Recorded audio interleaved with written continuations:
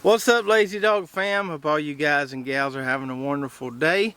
Today on the homestead, we need to take care of this plot here where we harvested our fall potatoes several videos ago, kind of put it away for the winter. Got a few things I need to do before we do that. And then we're going to head over that way by the barn, and we've got some English peas to harvest. I'm really excited about that. I think we're going to have a pretty bountiful harvest. So here we go.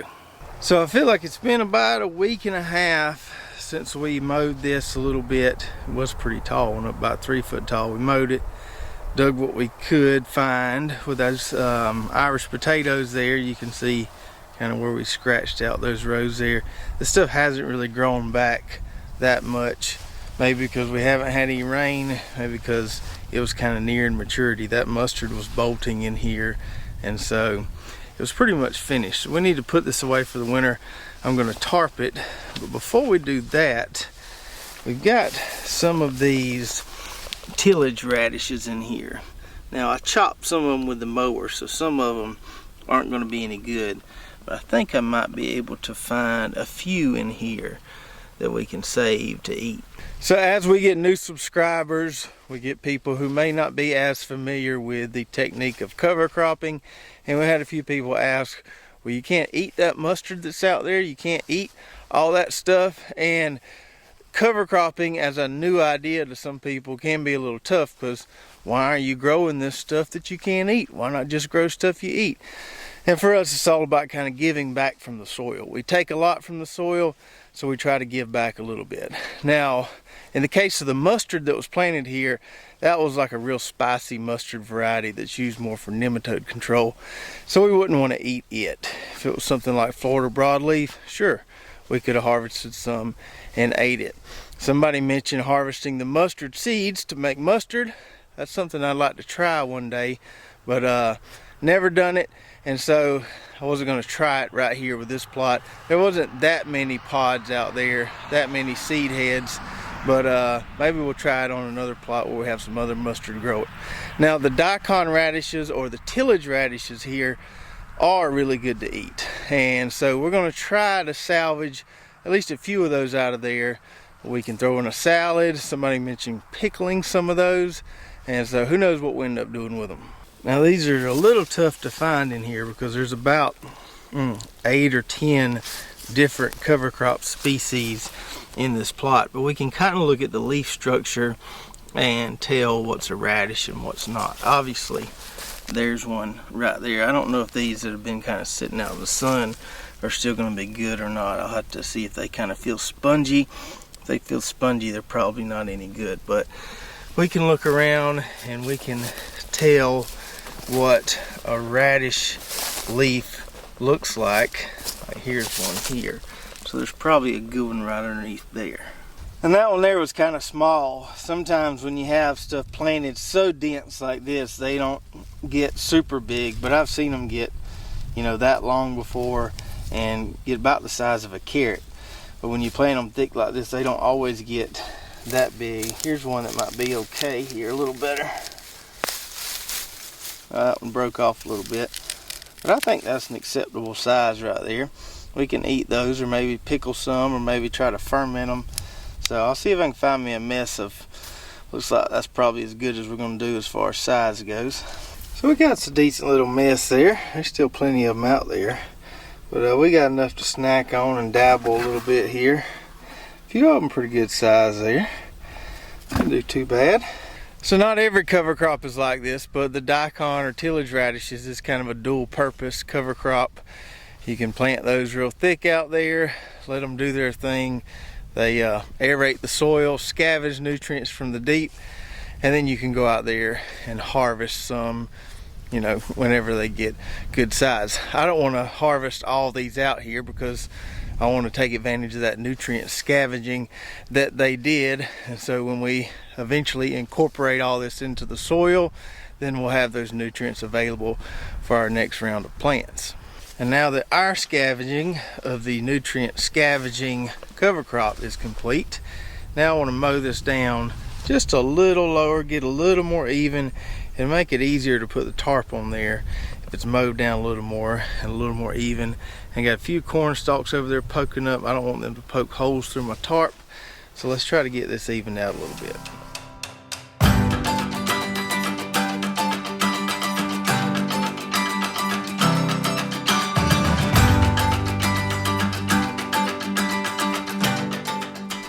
Alright, so we got that evened out, got it mowed down. Should be a lot easier to pull the tarp across there without worry of, you know, puncturing it or ripping the tarp. Now a tarp can have many different uses or applications in a vegetable garden. One of the main ones is to reduce the amount of tillage you have to do when you're growing a lot of cover crops like we do. So what this tarp that we're going to put on here in a little bit is going to do is it's going to keep us from having to till this plot many times to get this cover crop extinguished or terminated, so then we can plant something else there.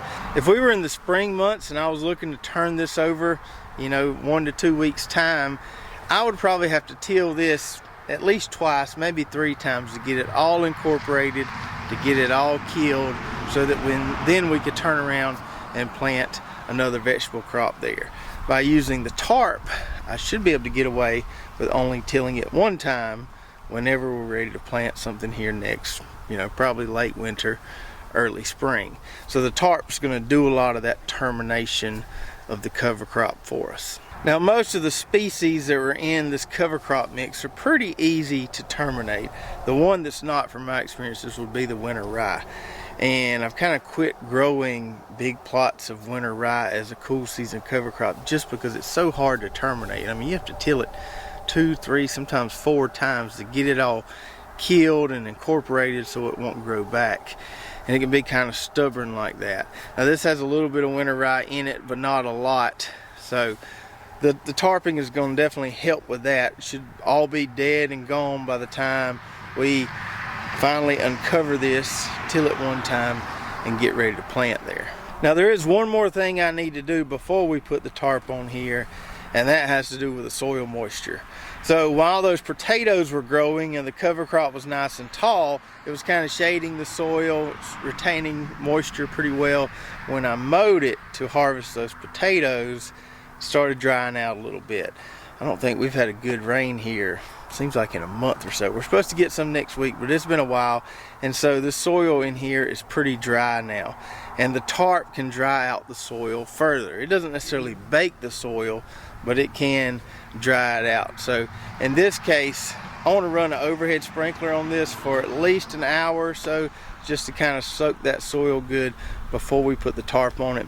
That water in there will help kind of break down all of that organic material that's underneath there, so it's just not dry and crispy whenever we do pull the tarp off. Alright, so we got our overhead tripod sprinkler running. We'll let it do its thing for a little while.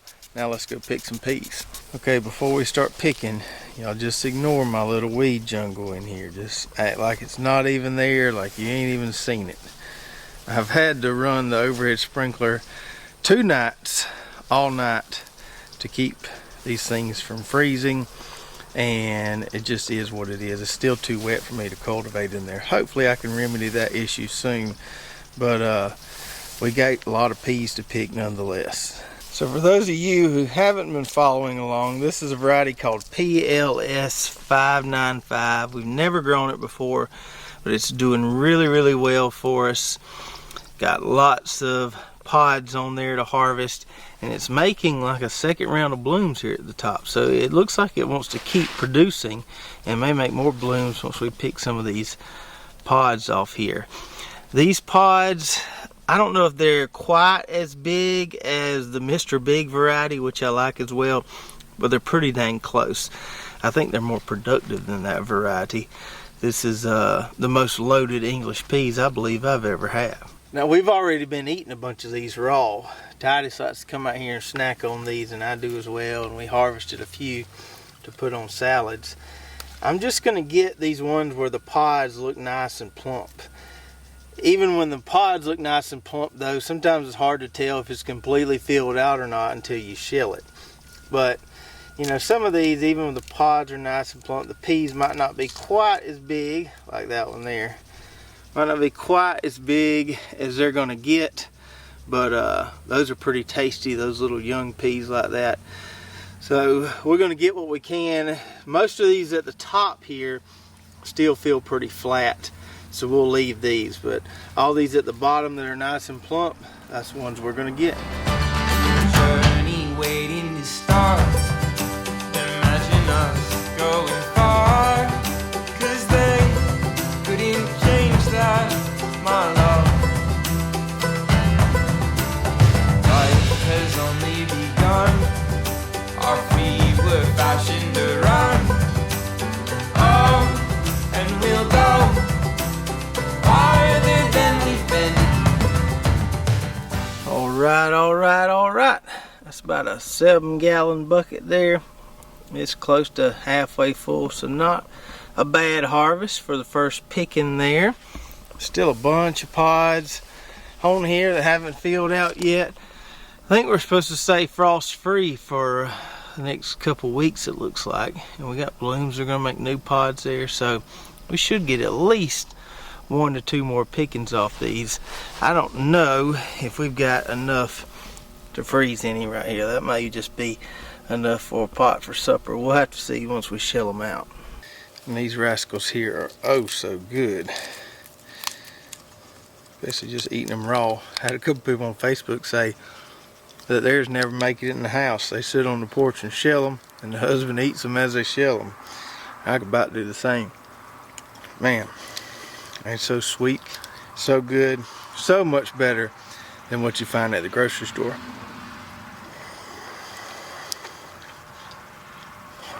You know what I was thinking as I was picking these things? You know, there's a lot of stuff you can't just grow a little bit of it, and you're bound to have some extras, and you'll be trying to give it away. You a lot of times see people giving away peppers. I got extra tomatoes. You don't ever hear of anybody saying, I got some extra English peas I'll give you. Everybody keeps the English peas for themselves. Nobody's giving away English peas, especially down here where they're pretty tough to grow. But we get a lot of people on Facebook asking us questions, growing tips, suggestions, all that kind of stuff. But when people ask me questions about English peas, I'm like, man, I don't know. I just get lucky every few years. I don't really have any good English pea growing tips. You just take a gamble, plant them as soon as you think you can get away with planting them, and hope for the best. I planted these, I want to say middle September or so. I'd have to go back and look at the video. But I planted them as early as I thought I could get away with planting them. And if you plant them too soon around here and have a real late summer, the heat will just zap them. So you kind of got to wait till the temperature breaks a little bit at night. But then you turn around and you start getting some early frosts like we did this year, and I have to water them all night to keep them going. It's just a struggle down here. They like this weather that we're having right now. High of 75, lows in the 50s, maybe even in the 40s a little bit. They like that kind of weather. We don't get a whole lot of that weather down here consistently. You know, a month or so at a time.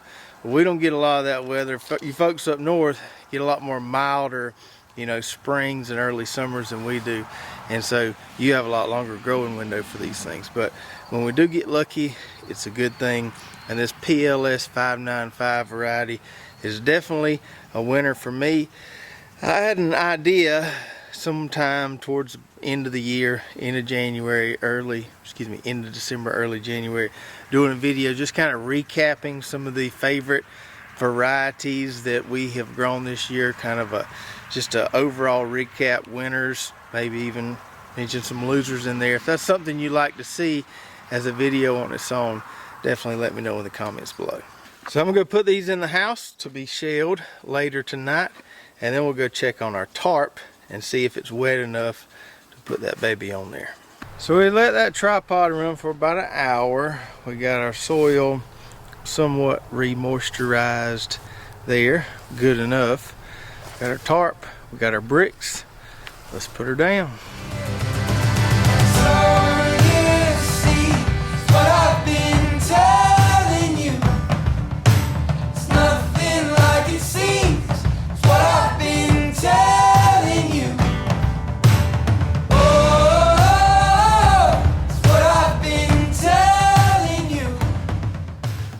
So we got her down, and now this plot is tucked in for the winter. Well, at least somewhat. I'll get into that in a minute. When you're putting down a tarp like this, make sure you pick a day like today where there is nary wind out here. If you've got wind blowing, it don't matter if you've got 8 folks helping you put that tarp down, it ain't going down. So that's why I want to go ahead and get it done today. There's no wind out here, and only took about 10 minutes to get it nice and straight and flat. So I won't touch this until probably after Christmas, probably between Christmas and New Year's. I'll pull off the tarp, or pull back the tarp, and then I'll probably run some fish emulsion through the overhead sprinkler, wet it down again just to keep that soil moist. If you let it get too dry, the soil can get almost hydrophobic on you, and you have a time with it when you're going to plant there. So we want to try to keep the soil moist. Going to feed the soil with some fish emulsion. Like I said, we'll probably do that at the end of December, early January, and once every 3 or 4 weeks, until I'm ready to plant something here, I'll pull back that tarp, wet down the soil good, maybe feed it a little bit, and then when it comes time to plant, this doesn't always work out perfectly, but what I try to do is plan ahead about 2 weeks before I want to plant in this plot, pull back the tarp, till it, get it perfectly ready, put the tarp back on, and in that way, on planting day, pull the tarp off, it's ready to go. When you till, you tend to stir up some weed seeds, so by tilling and then tarping for a couple more weeks, that hopefully kills those weed seeds that are there, forces them to germinate, and they die. That's the ideal thing. Doesn't always work to plan exactly, but that's what we're going to try to do. So I hope you all enjoyed spending a little time with me in the garden today. If you haven't already, head on over to our website, lazydogfarm.com, where you'll find some cool recipes that we use from stuff we harvest here in the backyard grocery store. You'll also find some nice recommended products, a lot of good Christmas gift ideas there, and some Lazy Dog Farm merch, which makes a nice Christmas gift as well. If you did enjoy the video, don't forget to subscribe, hit that notification button, like and share, and we'll see you next time right here at Lazy Dog Farm. Hold farewell. By the beauty of your life,